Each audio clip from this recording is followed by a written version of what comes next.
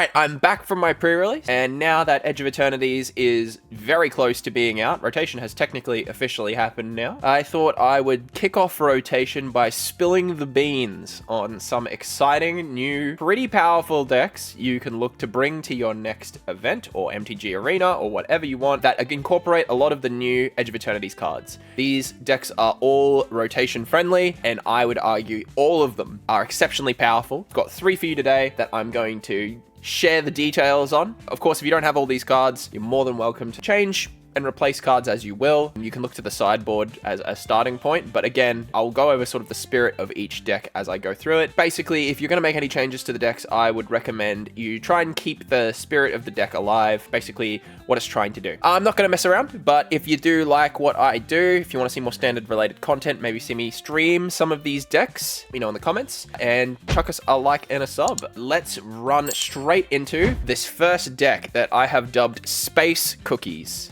Now, a lot of players here might be familiar with Simic Cookies from a few sets ago. This is a Temur-based deck that argues that now that we have 2 Shocklands that this color combination can run, we can now go into 3 colors, and we can look to really be aggressive. So it uses the Simic Cookie game plan of putting down these early, really aggressive artifacts. You'll notice here that there is a lot of cheap new artifact creatures from Edge of Eternities. These are your bread and butter for the deck. Maintains the cookie's identity, I argue, because it still runs 4 of Tough Cookie. This card is an artifact that creates an artifact. This will matter. I'll explain why in a bit. You'll notice we have Tezzeret in the deck as well as a 2 of. He may go down to a 1 of. I think this card is going to be exceptional in this deck. This deck aims to take advantage of all elements of Tezzeret's abilities by also playing a lot of artifacts. You get his loyalty up very quickly, and if you manage to get his -7, you are going to absolutely lay waste to your opponent. You have so many efficient ways to make artifacts. If we look at our creature list, many of these, in fact, all of these,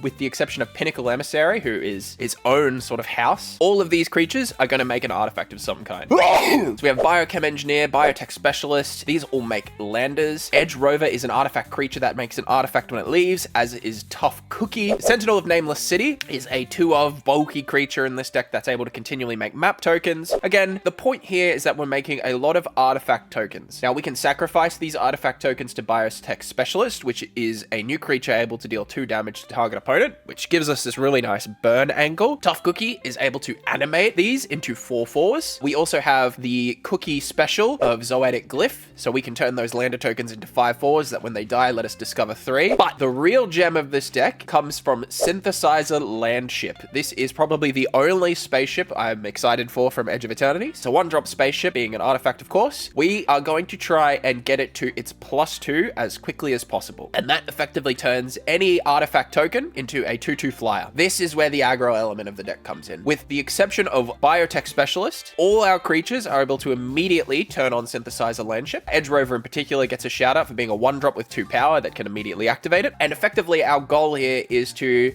use Synthesizer Landship to create evasive flyers that just rush down our opponent. Pinnacle Emissary is a incredible artifact creature that can be warped for 1 and played alongside a bunch of artifacts, so we have a ton in this deck. And keep in mind, this pairs incredibly well with Tezzeret, who goes up in loyalty every time an artifact enters the battlefield. So if you have Tezzeret on the board, you can very easily warp Pinnacle Emissary and play Tough Cookie, Edge Rover, Cryogen Relic, which is a pretty bonkers common that is a card draw engine for us. It ETBs, and when it leaves, draws us a card. We can, of course, animate this into a creature that, when dies, draws a card, so no hair off our chest. Torch the Tower is in here as our primary removal. This is the premier sort of 1-mana cheap removal, but more interestingly in this case, it can be bargained. So we can actually sacrifice Cryogen Relic to it, or we can sacrifice an artifact to trigger Biotech Specialist. And Torch the Tower will effectively let us control the board early. You may have already noticed by the list, this deck does not want to go into the late game much. I think it has enough redundancy to be able to contest mid game still. I think you have a lot of little avenues of attack. All you need is just a handful of lander tokens that your opponent probably isn't going to remove to sit on the battlefield for you to animate one with the Glyph, or play a Tough Cookie and immediately animate it into a 4/4, or play a Biotech Biotech Specialist and turn them into 2 damage pings. I think you'll find this deck has a lot of reach. So it comes out swinging and then is able to close the game in the mid game with burn. Land base, again, I think this is the reason why we're able to do this deck. This is a 3-color deck that takes advantage of both Breeding Pool and Stomping Ground being in the format. We can pair this with the Verge. We only run 4 of Willow Rush Verge rather than the others because being able to get blue early is crucial. This deck is a primarily blue-green deck with a handful of red, but again, these are cards we don't really need as early. We also have a lot of ways to get red on 1, but we lack a lot of ways to get blue on 1. That's why we run Willow Rush Verge. The land base might change a little bit as we experiment more. Mistrise Village I've chucked in as a one-off, basically for the one game that you'll run into a Zurius control player and they're just countering your stuff non-stop and you just need a little bit of protection. Mistrise Village very comfortably can be run in this kind of deck. The sideboard is where things get pretty interesting as well. Ghost Vacuum is in here. Interestingly enough, can be tutored by Tezzeret if you're versing a graveyard deck and really need to find an answer. Outside of that, Chandra Spark Hunter is a really powerful card in this deck. Didn't quite make the cut because I wanted to really try with Tezzeret, but this could be a card that in the future becomes a one-of in the deck, and then you have another in the sideboard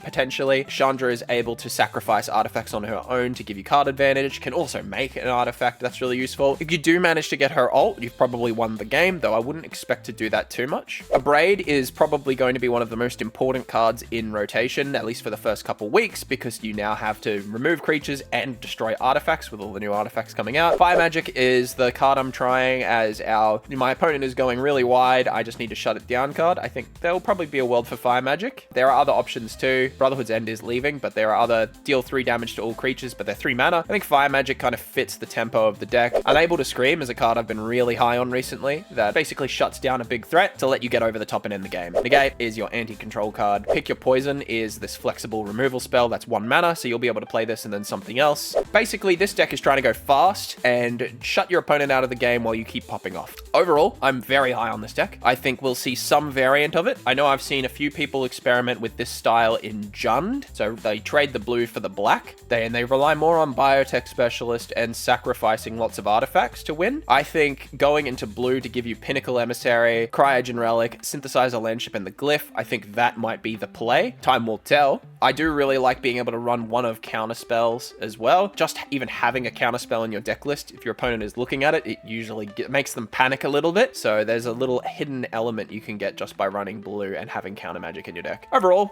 I am very excited for this deck. I think some variant of it will probably be at least tier 2, if not tier 1. I think Tezzeret is going to be a very high demand card because of this. As I mentioned earlier, Tezzeret, we're making advantage of all his modes. His -3 is going to get a Synthesizer Landship too, as primarily. But again, great deck. Really looking forward to jumping into this one. The next deck I want to talk about is a revisit to an older one. This is Gearhulk Midrange. So players might be familiar with Selesnya Gearhulk being a sort of collector cage deck. If you watched my latest video, you will know that Selesnya is kind of getting absolutely shafted with lands this set. I do think they're probably going to have to go to a more slower game plan to be able to thrive, which is where we arrive at Gearhulk Midrange. This is a token-based deck built around fittingly Bright Glass Gearhulk, but it does take advantage of a lot of interesting new cards we got in Edge of Eternity, and I think that turns it into a mid-range deck with quite a bit of staying power. So again, Bright Glass Gearhulk, as a quick primer, is the heart of this deck. This is a 4-mana card that lets you go get any 2 1-drops from your deck. These can be either enchantments, creatures, or artifacts. There are ways to bend this, which I'll explain in a bit.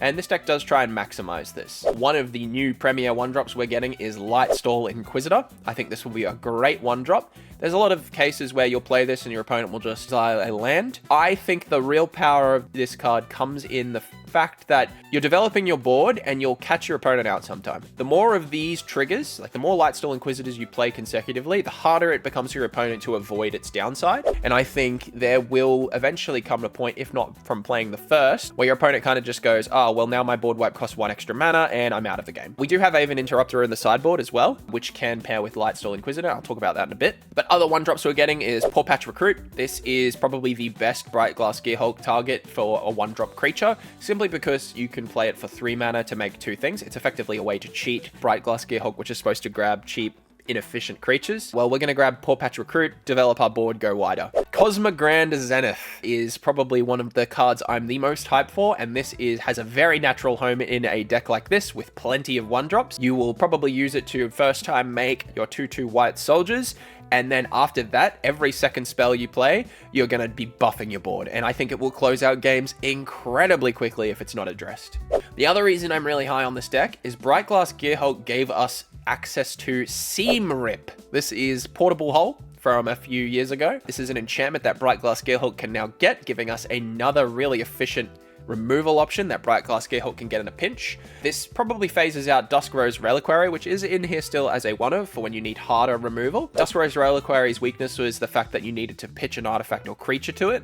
Now, there were ways around it. You could throw away a 1/1 token, which wasn't as consequential, but I do think it's still a tempo loss. The other card that I'm really excited about is actually Hardlight Containment. This is a 1-of in the deck that on turn 5, you can play Brightglass Gearhulk, go look for this card, and immediately attach it to Brightglass Gearhulk to remove a threat. I think that's actually pretty useful. It comes in as a 1-of simply because I don't think it will happen an overwhelmingly high amount of time. We do have another Hardlight Containment in the sideboard, which I'll go over in a bit, just in case you're in a matchup where that becomes super relevant. But again, the focus of this deck is going to be to try and close out the mid game. So you want to go wide and then buff all your creatures. Elspeth is in here as your top end. A lot of the time she's just going to be used for her 0 and immediately buff your board, go for an Alpha Strike. You can use her as a token engine in a slow matchup too, or even better, you can use her -3 to remove a pretty problematic creature, which is a bit of a blind spot for this deck. This deck actually doesn't have many ways to remove high power creatures. It can remove the early stuff and take over the board, which is kind of the intention of the deck. But if you do find yourself getting to the late game, Elspeth is a way to get you out of a pinch, as is Duskrose Reliquary, and as is Battle Menu. This is a card that hasn't really seen much play yet, but I think is really good in this kind of deck. Most of the time, you're going to be either using it to destroy a creature with power 4 or greater, so you'll remove your big, annoying creature that's blocking your path, or you'll cast it at instant speed to make a 2/2 token and keep your board growing. The other card from Final Fantasy that blessed this deck that we haven't really had time to be able to flourish with yet is Phoenix Down. This is a really, really powerful card in Brightglass Gearhulk, being a card that Brightglass Gearhulk can get and then can be sacrificed later to go get a Brightglass Gearhulk from your graveyard and do it again. I think that is a really, really powerful value engine, and I think it is part of the reason why this deck has a lot of wings. No pun intended. So yeah, at a high level, this deck wants to go wide, pollute the board with 1/1s, and then buff them with an Alpha Strike, courtesy of Elspeth, Cosmogrand Zenith. Paw Patch Recruit can also do that in a pseudo version. Voice of Victory is in here as our anti sort of tempo card. We can play this and our opponents won't be able to interact with our turns. It's a pretty problematic card to deal with if you've been on the receiving end of this, and it makes a lot of tokens. Even if they stick around for only the turn, it's perfect for a deck like this. Virtue of Loyalty is here as a 1-of. It's probably the weakest card of the deck. Not because it's not powerful, ironically. It's because that enchantment will probably get shut down the moment it comes in. It's probably the card I'm most inclined to remove. Let's quickly have a look at our land base. We're running 23 lands. So as I mentioned, Selesnya kind of got cooked this set, losing its fast and pain land. We do have ways around that though. Starting Town, funny enough, being a 2-color deck, is probably one of our best lands, sadly. We do also still run the Verge, and we run a lot of basics to be able to take advantage of that. Restless Prairie, I want to run 4 of this, but because it's a tap land and this deck needs to put creatures out on the battlefield, just not quite justifying running a full play set of it. Its attack trigger, being able to buff all your creatures, it's just what this deck wants. Valgavoth's Lair might surprise some people being in here. This is in here as a 1-of because it is an enchantment land, meaning Brightglass Gearhulk can actually find it if we're missing a land drop, which is another cool tech that this deck can do. And then we run 1 Ishgard the Holy Sea. Now, a lot of the time you're just going to play this as a land, but there will be games where you draw this in the late game and you're pretty low on fuel. You'll be able to play this for 5 mana to go get 2 Brightglass Gearhulks or a 1 Gearhulk and an enchantment of your choice and put it back into your hand from your grave. Just a way to basically refuel and keep the pressure on, really. In our sideboard, we have Authority of the Consoles, which can be tutored with Brightglass Gearhulk, as can Ghost Vacuum. These are just, in the case of Authority of the Consoles, your anti-aggro card,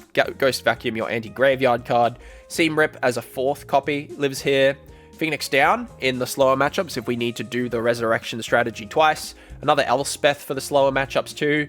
Beezer as an anti-aggro card, Aven Interrupter as an anti-control card. This card always blindsides people the first time you show it to them. I think Aven Interrupter is going to be super relevant in the coming set as well. Get Lost as a sort of general removal. Same with Pick Your Poison. These are meant to just be broad answers. And Hard Light Containment as just another copy in case we need to address more late game threats. Overall, I think this deck is very well positioned to take a pretty sizable spot in the metagame. It's also pretty cheap to build, consequently, if you happen to have a lot of pre-Edge of Eternity's cards. All you really need is Cosmogran Zenith, Lightstall Inquisitor, and the Seam Rip and Hard Light Containment, and you're good to go. Overall, if you're looking for something a little bit more mid-rangey or slow, this could be the deck for you. It has a lot of nuance, and I expect it will be pretty popular. And then last, if you are an Aristocrats fan, this finally might be your set. We're finally getting a seriously good sacrifice trigger in Umbral Collar Zealot here. This is another no-nonsense, I can sacrifice as many creatures as I want whenever I want card. This could be the final tipping point in Aristocrats being a powerful strategy. Now, the first thing you're going to notice with this deck is this is not an Orzhov Aristocrats strategy. This is Mardu Aristocrats. Now, I'll explain why in a moment. It's similar to our first deck I covered, where I think there is enough support for 3 colors. The reason we want to move into the 3 color is we actually want this card here. We want Stadium Headliner. This card is really important for the strategy to work because we're taking advantage of Sir Vondum Sunstar Exemplar. This card gets bigger every time a creature leaves the battlefield, making it perfect for Mobilize. The Mobilize is such a powerful keyword with Savondum, and when Savondum dies, you can also remove a threat, which is one of the weaknesses that Aristocrats has had. You haven't had too many ways to answer big threats without sacrificing the integrity of your deck. And I think now, with Savondum, we have just another option. You'll see Cosmogran Zenith is in here too. This is basically just another way to pollute the board with a bunch of tokens and then buff up creatures. I just think this card's really solid in general. We've done a split here with Sephiroth and the new Suzerain Voidborn. These cards are our payoffs for, oh, you sacrificed a thing, well, you get to lose some life. The reason why we're using these cards in particular and not others is because we're running Forsaken Miner. This is a bit of an unusual one. Normally this deck runs Infestation Sage or Nesting Bot in this slot. Forsaken Miner is here because of the relationship it has with Sephiroth and now this new card, where these target an opponent to lose 1 life and gain new 1 life, meaning it triggers Forsaken Miner. So what I mean by that is, let's say you have a Forsaken Miner out on the battlefield. You sacrifice it with Umbral Collar Zealot. Forsaken Miner dies as part of the cost. Sephiroth sees that, makes target opponent lose a life. Forsaken Miner is already in your graveyard, meaning its ability will trigger. You've committed a crime, you can pay 1 mana to immediately return it to the battlefield. You might see where I'm going with this. Basically, you can continually loop Forsaken Miner as long as you have 1 mana to pay to keep sacrificing it. I think this is way better than Infestation Sage. You sacrifice a creature and you get 1 more. I think in a mid to late game situation where you want to be using your Aristocrats payoffs to just end the game outright, cards like Forsaken Miner are crucial. Not to mention this is a 2/2. I think that's, for a 1-drop, pretty outrageous. It's really difficult to deal with early, and if it dies, you don't care because you get the payoff for it dying. Rottenmouth Viper is in here as a 1-of. I can't wait to see this card see more play. It's one of my favorite cards. This is another way you can just sacrifice things from your hand, and it's a pretty sizable threat to deal with in the late game. There's another in the sideboard that's going to be awesome for it. Voice of Victory, once again, is just an outrageously good card. Mobilize is exceptional with Aristocrat strategies because the tokens die at the end step, effectively meaning you get more triggers on your abilities. If we have a look in our other non-creature areas, we got a Braid, which I mentioned is going to be super relevant, I think, in the next set. This is just a secondary removal spell that we can take advantage of. Our bread and butter removal is Eaten Alive, which, despite being sorcery speed, in this deck is very easy to cast for 1 mana, effectively removing any creature or planeswalker. It exiles it too, which is quite relevant. There's a lot of creatures that want to go to the grave, so this is a way to shut that down. Interestingly, we have Hymn of the Faller. This is the other reason I think Aristocrats is really set up to do well. Hymn of the Faller has that Void keyword, where when a non-land permanent leaves the battlefield, you get a bonus effect. This one is Draw 2. So this is Aristocrats' new card draw engine. You can pay 2 mana, lose a life, surveil 1, draw 2. You can surveil something like a Forsaken Miner to the graveyard, and then draw 2 cards, which is so good. This is going to be so easy to get consistent value out of. I really expect this card to see a lot of play. And then when I was building this deck, I had 59 cards, and I'm like, what's the last one we can include? Why not the Last Ride? This deck already does a lot of damage to itself. You just have a lot of incidental ways to lower your life, particularly with the new Shocklands, which we have 8 of in the deck. Last Ride, I think, will get a little bit more value. It's here as a 1-of because it's a legendary.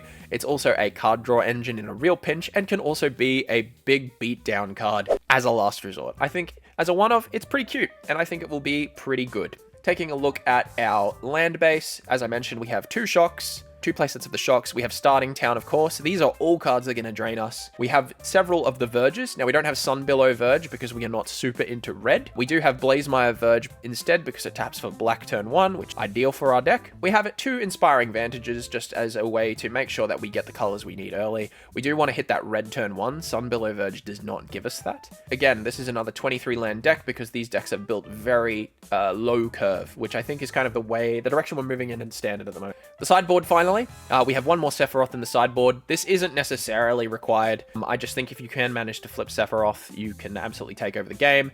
Enduring Innocence is a secondary card draw option for this deck, basically letting us go into the late game by making our mobilized tokens and drawing cards.